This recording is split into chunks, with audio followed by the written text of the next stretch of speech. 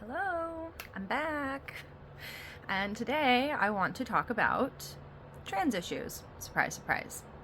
Now, a couple years ago, when this sort of hysteria started brewing, it was very much focusing on children, right? Protecting the kids. And we all know why that's bogus for a zillion reasons.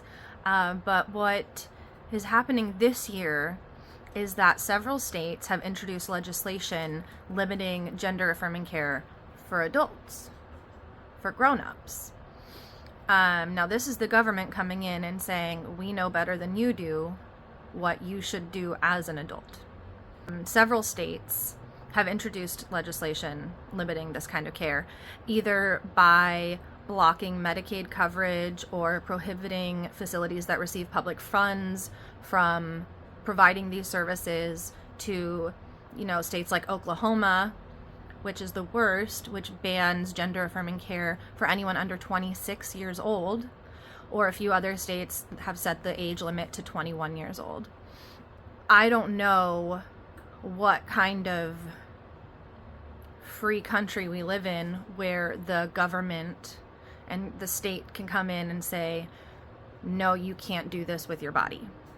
In the instance of blocking Medicaid coverage or public funds to be used to access gender-affirming services, it really reminds me of the swaths of legislation that cropped up in the years before Roe was overturned. They couldn't ban abortion outright, so they made it incredibly difficult, nearly impossible, to access this kind of care. And that's what they're starting to do for trans adults. They're trying to make it nearly impossible for grown-ups to decide what to do with their own bodies.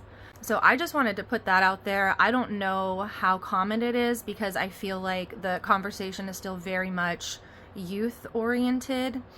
And in conversations I've had with people, they say, it's just about protecting kids. And my response is, that's not true.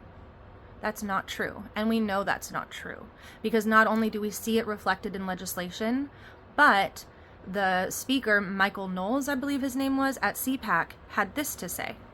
Transgenderism must be eradicated from public life entirely. They're not just trying to protect kids. They are going full fascist and trying to force their religious moral convictions onto the rest of us. This is the rise of Christian nationalism that people like me have been talking about for many, many years.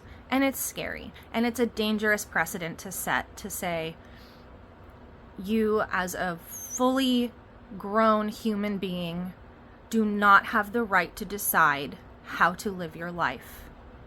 That's it. They're saying, no, we know better than you, and this is how you have to do it. And that's fucking crazy.